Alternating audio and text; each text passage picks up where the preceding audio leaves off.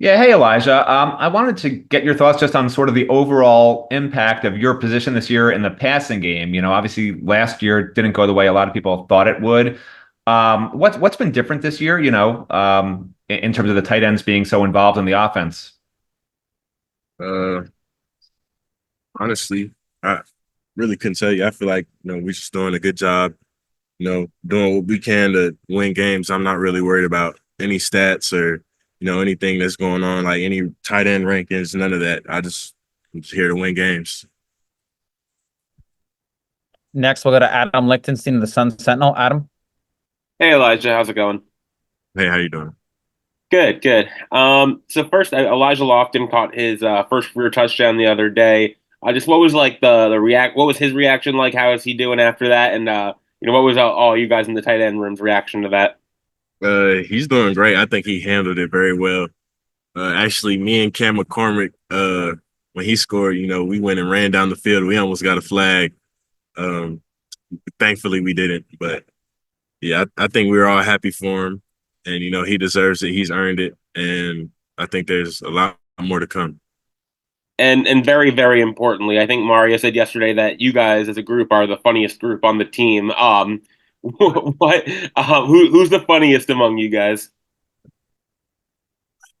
I don't know. I say everybody's pretty funny in their own way, but little E, I'll give it to him. Elijah Lofton, he's pretty goofy. He's funny.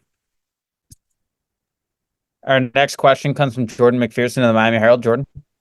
Hey there, Elijah. Over the last 3 games, I think it's at least like 10 guys have caught passes every game. Just the value of having so many different weapons in the passing game. What does that do for the offense? And how challenging does that make it for a defense to defend you guys when Cam can basically throw it to whoever and you guys are going to be able to make plays?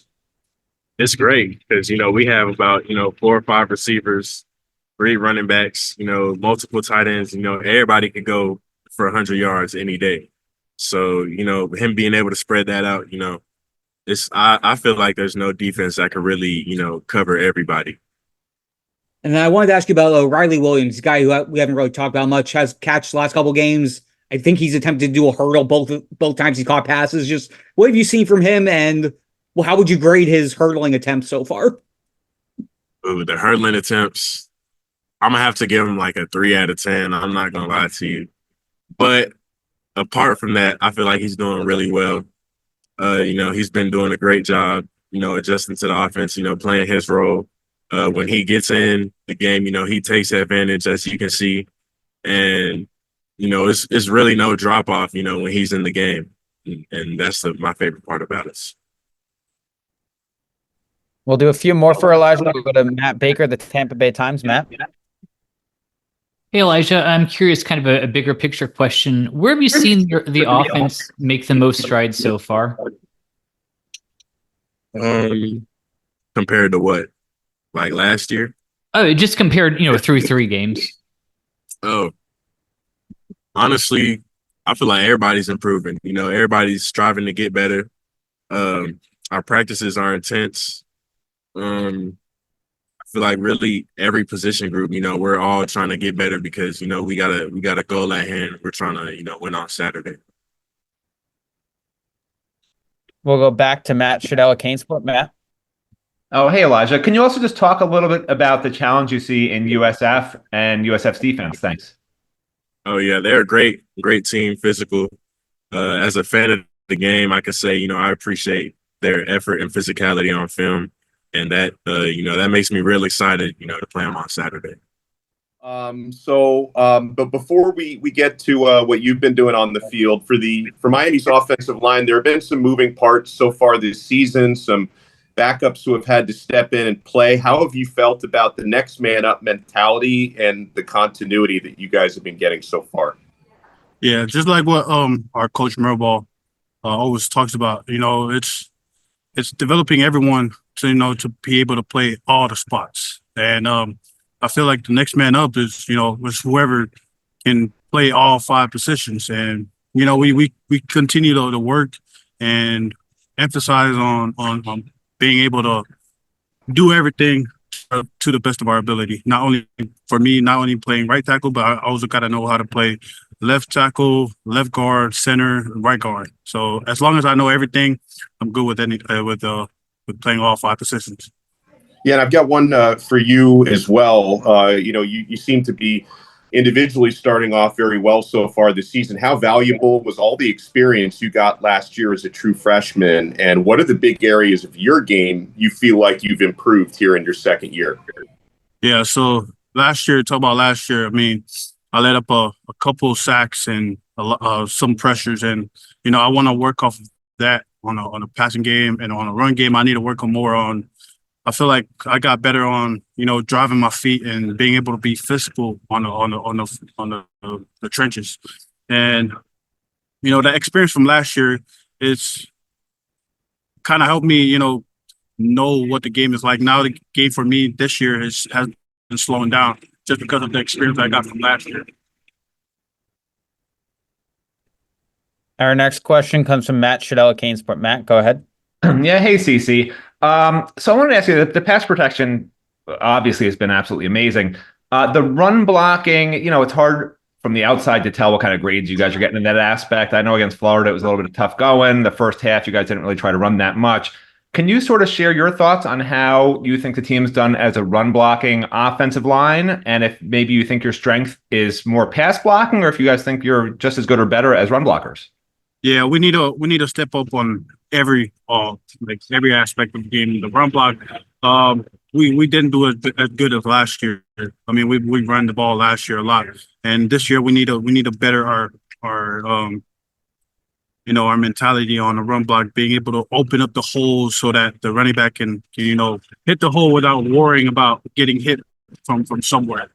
And our pass game has been ultimately good this year because we have an ultimate guy back there, Cam Ward, and he's been throwing the ball quite good this year. I mean, he exceeded the expectations, and that's what I'm most excited about this team. Is that now we can run the ball and pass the ball, and we need to work more on running the ball now. Next, we'll go to Jordan McPherson of the Miami Herald. Jordan. Hey there, CC. I know you talked about the next man up mentality and the depth of the line, but to potentially be getting both Jalen and Inez back after not having Jalen the last 2 weeks and not having Inez for most of last game, just how valuable will that be, especially going up against a team like USF that's going to be a challenge in the trenches? Yeah. So, losing both of them guys with Jalen on the first game and Coop last week, I mean, it's kind of frustrating for me as well because, these are the guys that I work most with, and I know them as a hardworking guys on the team, and we train everyone the same, and with Luke Cristobal stepping up, and he played quite good last game, and we need to work on some more of like the chemistry and all that, and being able to pass around the passing game is one of our main thing that we need to work on right now. Next, we'll go to Adam Lichtenstein of the Sun Sentinel. Adam. Hey, CC, how are you? I'm doing good. How you doing? Good. So obviously Cam Ward is he's a guy who moves the pocket a lot. So I guess what challenges does that present as an offensive lineman for a quarterback who, if he's under pressure, he's going to move. He's going to be able to get out of that and move the pocket. How do you guys work to help him with that? Yeah. So, I talked to Cam Ward about that, being able to move off the outside of the pocket, and I told him if you don't have to go nowhere, just stay in there, and if it's pressure, then you can step up in the pocket because we got you, and we let him know that we got him until like the end of the game, and we held our ground and try to do everything to make that guy comfortable back there, because when he's comfortable, it's a dangerous game, and that's our mentality going into this game as well. We'll do a few more for CC. We'll go back to Matt Shadell of Canesport. Matt. Well, hello again, CC. So can you talk a little bit just about what you see in the USF defense? They have 9 sacks in 3 games, 27 tackles for losses in the 3 games. What sort of challenge do you see with them? Oh yeah, that defense plays hard. They shoot off the ball, and they dominate every game that they had. and they're quite a big defense. You know, they the defensive ends and the D lines, especially the D lines, they're really good. They shoot out the ball. They're very active. They're very physical, and we just gotta hold our ground and being able to give Cam Ward as much time as he needs. And just like every other game, I mean, we treat this game the same way we treat Ball State, FAMU, and Florida Gators. We got to give him as much time as he needs back there. Doing well. So Coach Guidry talked yesterday about some of the challenges that USF's offense presents. What do you see on film from them, and what are you kind of looking forward to from that matchup? Yeah, I mean, the film stands true. They got a really good offense. They got a talented offense. You know, they got, very fast offense too. So they do a really good job, functioning on that offense. They got a really good quarterback that can, run the ball, throw the ball. They got a really good core of running backs that, are physical and tough. So all that, we're all being prepared, and it's all in the process of practicing and making sure that we get ourselves in the best spot to play those that opponent. Next, we'll go to Adam Lichtenstein of the Sun Sentinel. Adam, go ahead. Hey, Kiko, how's it going? Good. Are you? Good. Excuse me. Specifically about USF's quarterback Byron Brown. Just what challenges does he pose as a very mobile, very fast quarterback? Yes. He's on film. He stands true as a true dual threat quarterback. He can make plays on his feet, and he can also throw the ball. Very accurate. And he's sneaky fast too. So he's a very talented kid, and we're prepared for it, and just making sure that we contain him and put him in a top position. So yeah. And also, we're speaking to your brother today as well. Just how have you seen him grow? He's having a great start to the year. Graded out really well. No real errors, no penalties so far this year. So how have you seen him grow just over the course of the last couple months? It's no surprise for me. He's put in a lot of work, a lot of time into working on his craft and being able to put himself in the best position to play tackle. And you see it on film. He's very tough, and he's very disciplined, and it's hard to and you see it here in practice too. He go against guys like Tyler Barron, Ruben Bain, sharp iron sharpens iron, and it showcases on the field. So yeah. Our next question comes from Jordan McPherson of the Miami Herald. Jordan. Hey there, Kiko. 2 questions for you. First off, just your guys' run defense overall through 3 games. How do you guys feel you guys have held up? Yeah, I think we did a pretty good job. There's still room to improve. Being able to play disciplined football and being able to, read our keys before pre-snap. So, just being able to focus on the little details to, get our game on the next step and on the next level to be able to, play the run first and react to pass. So, yeah.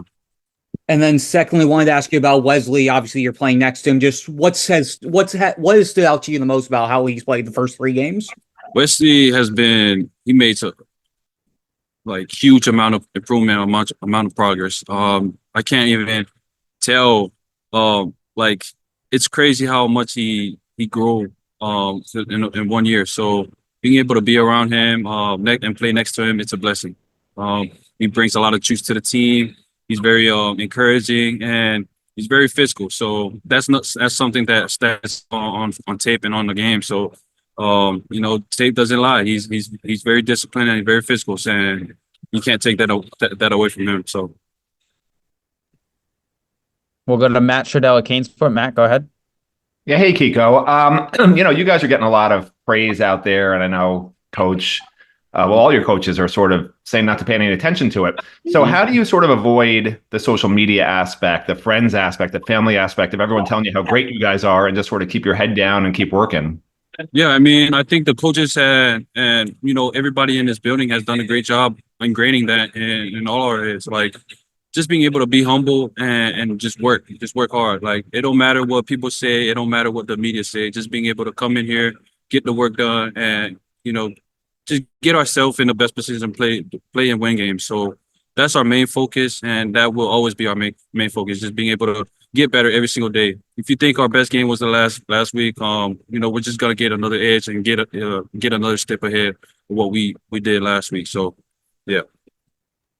We'll do a few more for Kiko. We'll go to Matt Baker of the Tampa Bay Times. Matt. Hey, Kiko, you mentioned USF's speed and their tempo. What are kind of the practical challenges that offense presents with how fast they run? Yeah, I mean, throughout the past 3 games, we haven't went against like a fast tempo team. So this is going to be a great challenge for us. So, our offense and our scout team has been putting up a good look for us to, get at least close to, what they do. And so just being able to prepare for that and, play fast and have good communication on the field will put us in the right position to play ball. So, yeah. And then what are you expecting just from the environment? It's a big stadium that's going to have a pretty good crowd and a team that's really kind of wanted to knock you guys off. Yeah, I mean, if people show up, they show up. We won't let the outside factor get in our head, and we practice it every single day when we go away games. So it don't matter if it's crowded, if it's a lot of noise. We'll just play ball and play at Miami Hurricane standards. So yeah. Hey, Daryl. I know this question has come up, I think over the last few weeks, but having watched OJ play the last 3 weeks, just what has really stood out to you about him, his ability to kind of, perform so well, literally, just like a couple months after getting on campus? I think he's been hanging around me a little bit more, watching film, coming in, asking me more questions. I feel like he's playing faster now. He's understanding the defense even more. So I feel like he's going to be a really good player for us. Next, we'll go to Jordan McPherson of the Miami Herald. Jordan. Hey, Daryl, to build off that, what are some of the questions he's been asking you, and what's the biggest advice that you have given him since he's gotten on campus? Just knowing the down and distance formations. What can you get out of certain formations if they're tight splits? The strengths of the quarterback. What a running back is lined up. Those things tell you a lot. So I feel like he's understanding it a little more, which is making him play faster. And I feel like he's going to do very well this week. And then for this week against USF, obviously they got a very mobile quarterback. They're very heavy with the run game. With a mobile quarterback like Brown, like who they have, like their guy, just what are the challenges for a secondary for a cornerback when the guy's going to be able to extend plays and be able to do things with both his feet and with his arm? I feel like he can do both. We have to make sure we keep our eyes on our man. If he breaks the pocket, plaster, make sure like we stay on our dudes wherever they go. Next, we'll go to Matt Baker of the Tampa Bay Times. Matt. Yeah, just to follow up on that, what jumps out to you when you watch the film on USF in that offense? On the fast-paced tempo, we just have to get lined up and make sure we know, like, communication-wise, what we're doing when they line up in certain formations.